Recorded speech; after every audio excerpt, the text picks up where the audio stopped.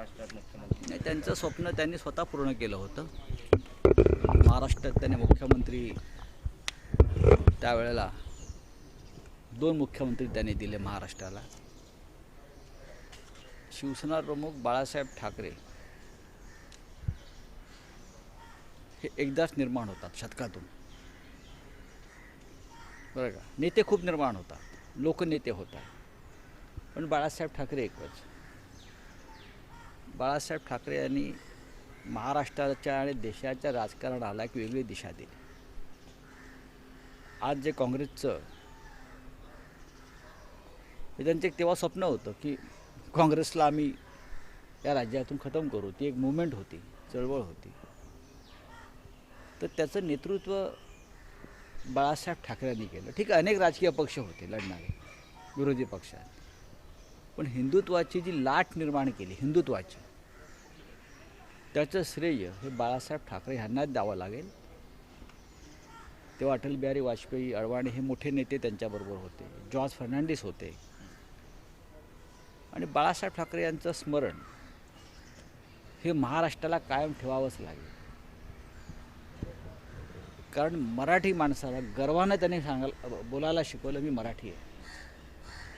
जो मराठी माणूस थोडा खचला होता, दुबळा पडला होता 50 वर्षापूर्वी, आत्मविश्वास गमावला होता त्यानं आपल्याच मुंबईत, आपल्याच महाराष्ट्रात, त्याच्या मनगटामध्ये बाळासाहेब ठाकरेंनी जी लढण्याचं बळ आणि प्रेरणा दिली, त्याच्यामुळे आजचा महाराष्ट्र उभा आहे. आज जो मराठी माणूस सर्व क्षेत्रामध्ये तुम्हाला झेप घेताना दिसतोय, त्याचं मूळ बाळासाहेब ठाकरे यांनी सुरू केलेल्या शिवसेनेमध्ये, बाळासाहेब ठाकरे यांनी सुरू केलेल्या लढ्यामध्ये, बाळासाहेब ठाकरे यांनी महाराष्ट्रासाठी आणि मराठी माणसासाठी अनेक घाव झेलले छातीवर. आणि आमच्यासारखे लोक त्यांच्या प्रेरणेतून उभे राहिले. आजही माझ्यासारखा माणूस त्यांचं स्मरण झालं नाही असं एकही दिवस जात नाही. तर आम्हाला त्यांनी घडवलं आहे. आणि यापुढेही अनेक शतक मराठी माणूस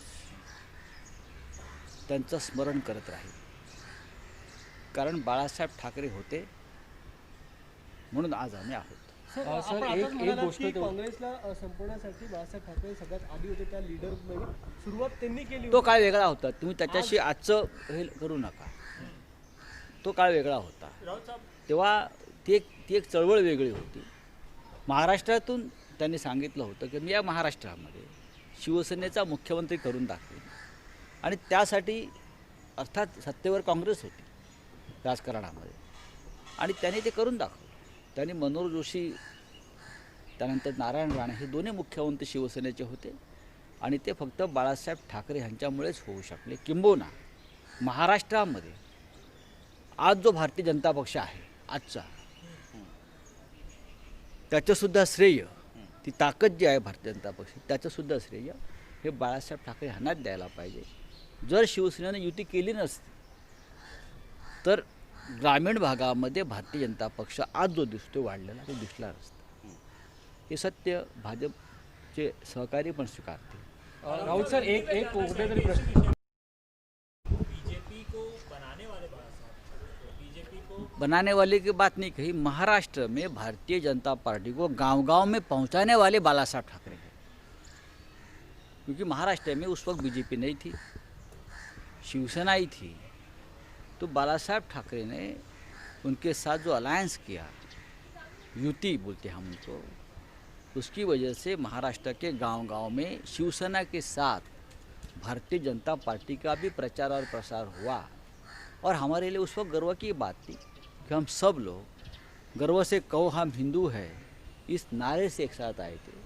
लेकिन फिर भी बाला साहब ठाकरे हमें याद रहेंगे. महाराष्ट्र में वो मराठी मानूस, मराठी अस्मिता को जो ताकत, जो तेज, जो ग्लैमर दिया है, वो बाला साहब ठाकरे ने दिया. रीजनल पार्टी की पॉलिटिक्स इस देश में जो चल रही है, उनके कर्ता धर्ता, उनके निर्माता वो बालासाहेब ठाकरे है और कोई नहीं. पण भाजप वारंवार आरोप करते आणि हिंदुत्वावर सुद्धा प्रश्न उपस्थित करते. हिंदू हृदय सम्राट इस देश में और विश्व में वीर सावरकर और बाद में बालासाहेब ठाकरे, उनको ही मैं मानता हूँ. सर, भाजप वारंवार हिंदुत्वावरती प्रश्न उपस्थित करते. हां. भाजप वारंवार हिंदुत्वावरती शिवसेनेच्या बघा, हिंदुत्वावरती- भारतीय जनता पक्षानं कोणते प्रश्न निर्माण करू नये. त्यांची प्रश्नपत्रिका जी आहे बरं का, ही अजून चाचणी परीक्षेतसुद्धा आलेली नाही आहे महाराष्ट्राच्या. राहुल सर एक फक्त प्रश्न आहे. आजचा जो सोहळा आहे त्याच्यात सगळीच मंडळी जी एकत्र येतात, हेच खरं तर महाराष्ट्राचं राजकारण होतं. सर्व पक्ष एकत्र बाळासाहेब ठाकरे सगळ्यांचे होते. बाळासाहेब ठाकरेंनी महाराष्ट्राला काय दिलं असेल तर बाळासाहेब ठाकरेंनी महाराष्ट्राला एकसंघ महाराष्ट्र, बरं का, जातीपातीविरहित महाराष्ट्र आणि मराठी माणूस, राजकारणापलीकडला मराठी माणूस एकत्र येऊन त्याने महाराष्ट्र घडवला पाहिजे, हे बाळासाहेब ठाकरेंचा मंत्र होता आणि स्वप्न होता. म्हणून आज त्यांच्या ज्या भव्य प्रतिमेचं अनावरण होत आहे मुंबईमध्ये ऐतिहासिक, त्याला सगळ्याच पक्षाचे प्रमुख लोक उपस्थित आहेत. मग माननीय शरद पवार असतील, राज ठाकरे आहेत, देवेंद्र फडणवीस जे आहेत, असे सगळेच बाळासाहेब ठाकरेंच्या व्यक्तिमत्वासमोर प्रत्येक राजकीय पक्ष, प्रत्येक नेता मतभेद विसरून हा कायम विनम्र झालेला सर, आहे. पश्चिम बंगाल के चुनाव को लेकर के जानना चाहेंगे. शिवसेना चुनाव लड़ रही है, लेकिन इस्तीफों का दौर कुछ इस तरीके से अभी जो है, आज बालासाहेब ठाकरे जी की जयंती है, हम उस बारे में ही बात सर, एक करें. शेवटचा प्रश्न. बाळासाहेब सगळ्यात जास्त कधी आठवतात? मला बाळासाहेब ठाकरे रोज आठवतात. असं आहे की मी रोज सामना काढतो त्यांच्याबरोबर. मी सगळ्याधिक काम केलेला माणूस आहे. बाळासाहेब ठाकरेंबरोबर मी सलग 30 वर्ष काम केलं आहे, जवळून काम केलं. त्यांचा माझा रोजचा सहवास होता, त्यांचं माझं रोजचं बोलणं होतं. त्यांनी माझ्यावरती खूप प्रेमही केलेलं आहे, बरं का. त्याच्यामुळे बाळासाहेब ठाकरेंची आठवण जेव्हा जेव्हा म्हणजे माझ्यासारख्या माणसाला ज्यांना सहवास लागला, मी असं एकही दिवस जात नाही की मला त्यांची आठवण होत नाही. विशेषतः सामनाची पायरी चढल्यावरती मला त्यांची आठवण होते. कारण लेखणी आणि वाणी ही त्यांची दोन अमोघ शस्त्र होती. लेखणी आणि वाणीतून सत्ता परिवर्तन करणारे बाळासाहेब ठाकरे हे एकच. आणि आम्ही तो वारसा पुढे घेऊन जात आहोत. आजही आम्ही जो सामना, तो मार्मिक आणि बाकी सगळी त्यांची जी हत्यारे आहेत, ही त्यांना जशी हवी होती ती धारदार पद्धतीने आम्ही तळपट ठेवलेली आहेत.